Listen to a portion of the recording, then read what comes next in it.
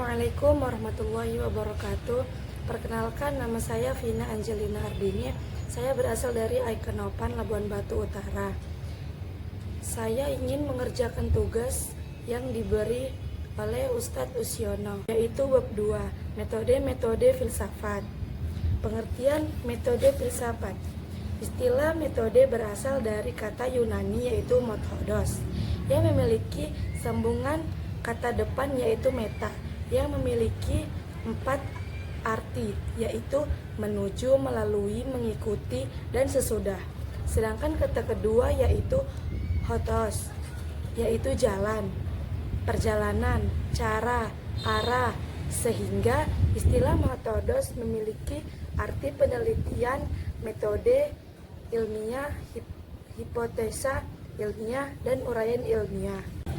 Secara terminologi, metode diartikan bahwa metode merupakan suatu upaya yang bersifat ilmiah dan cara kerja yang teratur dan sistematis yang digunakan untuk memahami suatu objek yang dipermasalahkan dan merupakan saranan dari disiplinan ilmu tertentu. Disiplin ilmu filsafat memiliki sebuah metode sendiri, namun harus ditegaskan bahwa filsafat sesungguhnya tidak memiliki metode tunggal yang digunakan oleh semua filsuf sejak zaman purba hingga saat ini. B.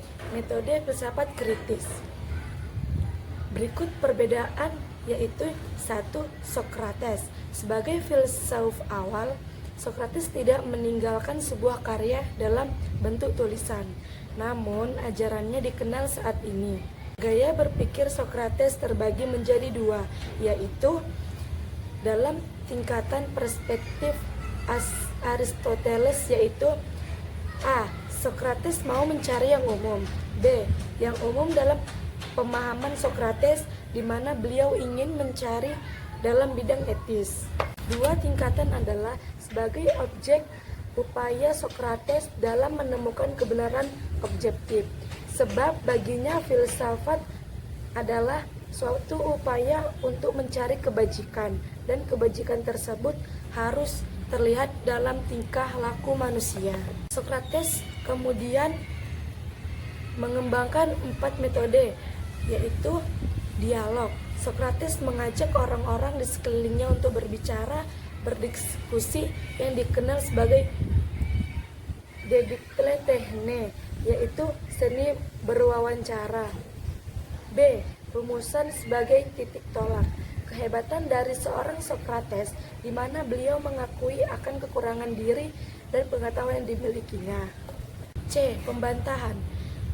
Setelah Sokrates telah merumuskan segala sesuatu yang diinginkannya dari seseorang yang ahli di dalam bidangnya, kemudian Sokrates menarik sebuah kesimpulan yang bertentangan definisi pertama. D. Induksi.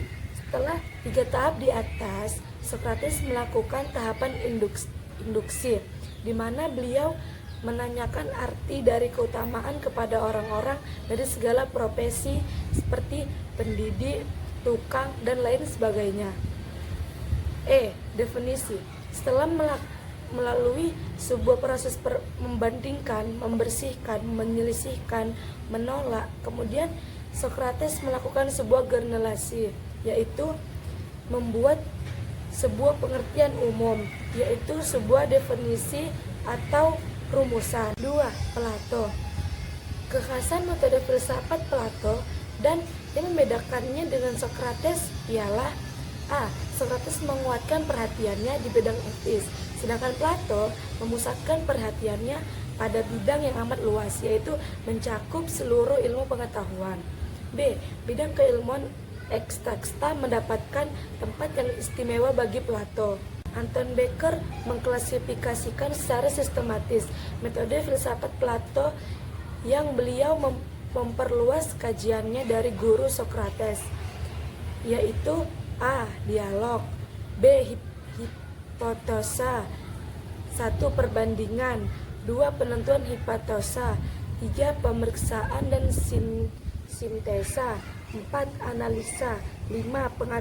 Pengetahuan detektif. 6. Perbedaan dengan metode ilmu. C. Definisi. 1. Pembagian. Dalam menjalankan tahapan metode tersebut, para ahli filsafat menjelaskan bahwa Plato menghasilkan beberapa pemikiran yang kemudian dapat dijadikan sebagai sebuah teori, diantaranya A. Teori saling bentuk-bentuk, B. Sifat cinta, C. Metode dialektika, D. Bentuk atau ide tentang kebaikan, E. Sifat jiwa, F. Masyarakat ideal. 6 teori di atas sehingga saat ini masih menjadi topik hangat. C. Metode filsafat skolastik. Metode ini dikembangkan oleh Thomas Aquinas yang mengacu kepada pemikiran Aristoteles, yaitu 1. Thomas Aquinas. Filsafat skolastik dikembangkan oleh seolah-olah biara dan keuskupan, di mana Thomas Aquinas selain sebagai filsuf, beliau juga dikenal sebagai imam Katolik di Biarawan. D. Metode filsuf institutif. Metode filsuf institutif mengajarkan melalui jalan introspeksi institutif, yaitu menggunakan pemakaian simbol-simbol yang diusahakan untuk pembersihan intelektual beserta pensucian moral, sehingga tercapai suatu penerangan pikiran. Dalam sejarah filsafat terdapat 2 filsuf yang mengembangkan metode filsafat intuitif, yaitu Plotinus dan Henry Bergson. 1. Plotinus merupakan seorang yang mengembangkan ajaran Plato, di mana beliau mendirikan sebuah akademi yang bernama Neoplatonisme. Kontribusi yang diberikan oleh Plotinus sangat berharga dalam tradisi ilmiah Barat dalam mengembangkan dan mencetuskan intuitif. Berikut beberapa metode filsafat intuitif Plotinus, yaitu sikap komplematif meresapi seluruh metode berpikir pada Plotinus. B. Filsafat Plotinus hanyalah doktrin. C. Sekolah Plotinus merupakan lingkaran kawan-kawan yang dikenal dengan istilah ashram. D. Dalam lingkungan asrama tersebut bersama-sama menghayati kehidupan religius secara bersamaan. E. Plotinus berusaha memberikan semangat serta mengantarkan kepada muridnya kepada hal-hal yang rukun. 2.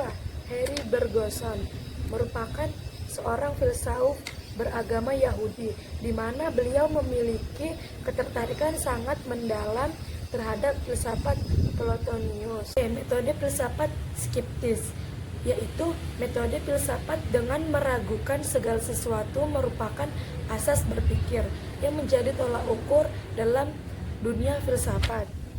Salah satu tokoh yang terkenal di kebangsaan Perancis, yaitu René Descartes, merupakan seorang ahli matematika, saintis, dan juga beliau dikenal sebagai seorang filsuf.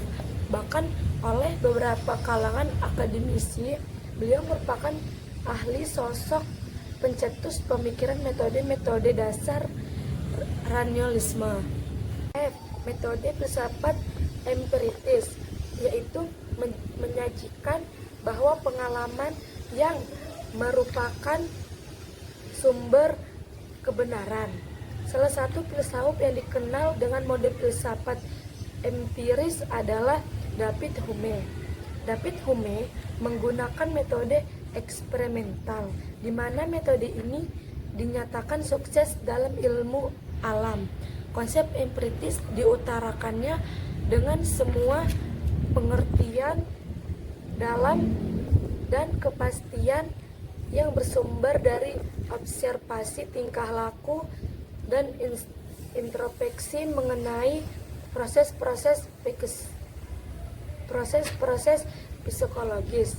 Sampai sini yang dapat saya sampaikan, kurang dan lebih saya mohon maaf. Assalamualaikum warahmatullahi wabarakatuh.